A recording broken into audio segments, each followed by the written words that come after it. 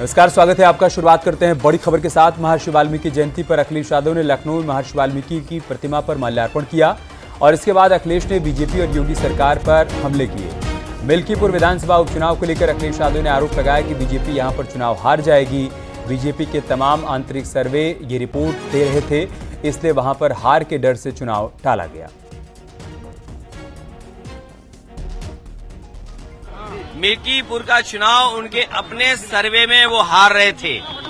BJP और उनके साथियों का जो इंटरनल सर्वे होता है उसमें वो हार रहे थे, इसीलिए उन्होंने पहले बीएलओ बदले, जिसमें कि पिछड़े पीडीए परिवार के सब बीएलओ हटा दिए गए, पीडीए परिवार के अधिकारी हटा दिए गए। उसके बाद फिर उन्होंने इंटरनल सर्वे कराया। मुख्यमंत्री जी कई बार गए, प्रशासन के लोगों को बुला करके राय मशवरा किया, इंटेलिजेंस से रिपोर्ट ली। जब उन्हें ये पता लग गया कि वो चुनाव हार रहे हैं, इतने खेल खेलने के बाद। वहीं अजय राय ने एक बार फिर से कहा कि कांग्रेस और समाजवादी पार्टी दोनों दल साथ मिलकर लड़ेंगे और दावा किया कि सभी सीटों पर एनडीए की हार होगी।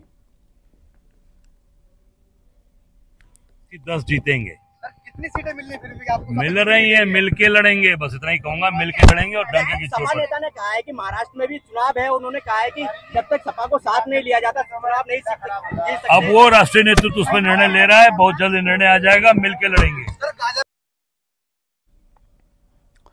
वहीं संभल से समाजवादी पार्टी के सांसद जियाउर रहमान बर्क ने कहा है कि समाजवादी पार्टी यूपी उपचुनाव के लिए तैयार है, सपा सभी सीट पर जीत दर्ज करेगी।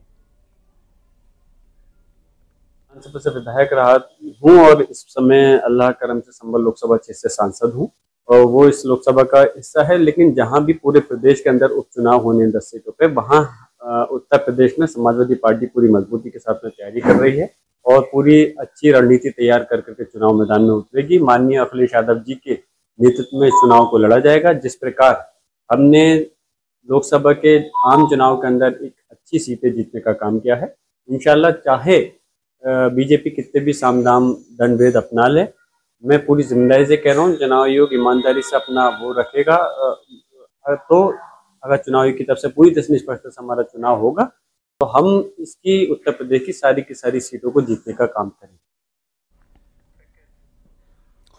यूपी में विधानसभा उपचुनाव के ऐलान के बाद सबसे ज्यादा चर्चा मिल्कीपुर की हो रही है। पूर्व विधायक गोरखनाथ की याचिका की वजह से ही चुनाव आयोग ने मिल्कीपुर उपचुनाव को होल्ड किया था।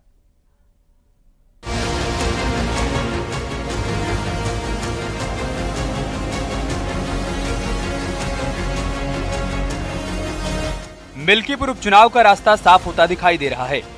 पूर्व विधायक गोरखनाथ ने अपनी याचिका वापस ले ली। पूर्व विधायक गोरखनाथ की याचिका की वजह से ही चुनाव आयोग ने मिल्कीपुर उपचुनाव को होल्ड किया था। बीजेपी के पूर्व विधायक गोरखनाथ ने याचिका में अवधेश प्रसाद के निर्वाचन को चुनौती दी थी। 2022 में ये याचिका दायर की गई।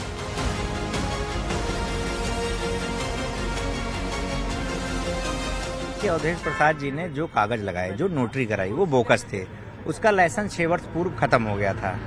उस पे निर्णय भी हुए हैं, ऐसा नहीं कि उस पे निर्णय नहीं हुए। मेरे बात पे मैंने अधिवक्ताओं को बताया, कोर्ट के सामने, हाई कोर्ट के सामने बात गई तो स्टे तो नहीं मिला, पर मेरी बात को माना और सबको इशू नोटिस, उस पर मामला चल रहा था। इसी बीच में चुनाव होता है, अवधेश प्रसाद जी सांसद बनते, उन्होंने इस्तीफा दे दिया। जब इस्तीफा दे दिया तो चीज वैसे शून्य हो गई, क्योंकि इस तरीके का ये देश का पहला मामला था।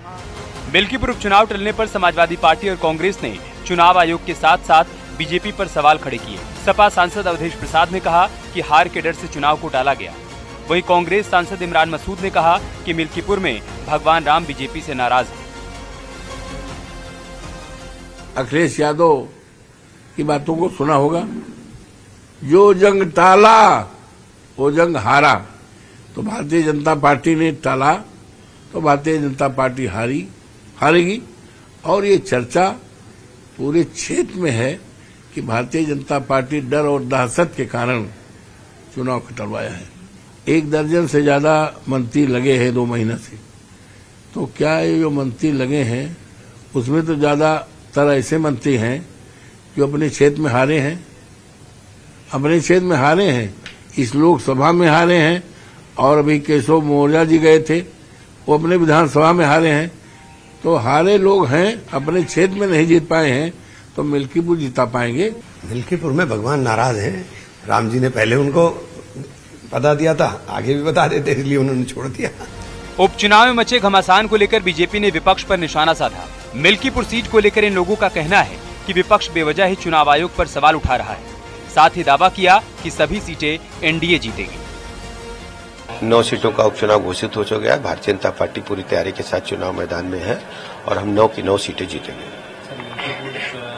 मिल्कीपुर सीट पर निर्वाचन आयोग ने घोषित नहीं किया है, क्योंकि वहां माननीय उच्च न्यायालय में रिट पिटीशन है और आज अखबारों ने देखा है कि वो रिट पिटीशन वापस लेने वाले हैं। निर्वाचन आयोग शीघ्र ही फैसले लेगा। जो समाजवादी पार्टी या जो विपक्षी दल हैं वो संवैधानिक संस्थाओं पर लगातार प्रश्न उठाते हैं। ये चुनाव आयोग ने बहुत स्पष्ट तरीके से कहा है कि ये इसके टेक्निकल कारण है। उसमें इलेक्शन पिटीशन वगैरह कोर्ट में शायद है, उसके बारे में कहा है। और मुझे लगता है इन टेक्निकल कारण से अगर चुनाव आयोग ने कोई फैसला किया है तो उस पर सवाल खड़ा करना ठीक नहीं है। और आज नहीं तो कल वहाँ चुनाव होगा, इतनी क्या हड़बड़ी है। मिल्कीपुर सीट को लेकर बीजेपी के सहयोगी दलों ने भी विपक्ष पर निशाना साधा। संजय निषाद और आरएलडी सांसद राजकुमार सांगवान ने कहा कि एनडीए सभी 9 सीटें जीतेगी। पहले 10 की तैयारी थी, अभी हम लोग 9 सीटों की तैयारी है, 9 पर प्रभारी हैं और एनडीए का जो भी प्रत्याशी आएगा उसको हम लोग जीत दर्ज कराएंगे। और भारतीय जनता पार्टी के और तमाम नेतृत्व से बात हुई है, मिल बैठ के हम लोग जो भी वो उन्होंने वादा किया है कि निश्चित रूप से निषाद पार्टी को सम्मान रखा जाएगा। हर सहयोगी दल को सम्मान साथ लेकर हम लोग चुनाव लड़ेंगे। एनडीए चुनाव लड़ेगा, 9 की 9 सीटों पर चुनाव लड़ेगा। हम पूरी 9 सीटों की तैयारी कर रहे हैं एनडीए, और 9 की 9 सीटें एनडीए जीतेगा। जो विपक्षी दल हैं वो हताशा से परेशान हैं, वो सिर्फ अराजकता का माहौल पैदा करना चाहते हैं। उनके मंसूबे आदरणीय मुख्यमंत्री कभी कामयाब नहीं होने देंगे।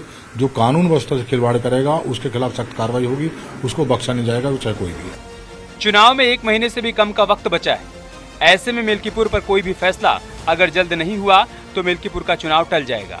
याचिका वापसी में अगर हफ्ते भर का समय लगा तो ये चुनाव 13 नवंबर को करा पाना मुश्किल हो जाएगा, क्योंकि महज 20 दिन का ही वक्त बचेगा। ऐसे में विपक्ष के हाथ बैठे बिठाए मिल्कीपुर चुनाव टालने का मुद्दा लग जाएगा। न्यूज़ 18 के लिए ब्यूरो रिपोर्ट।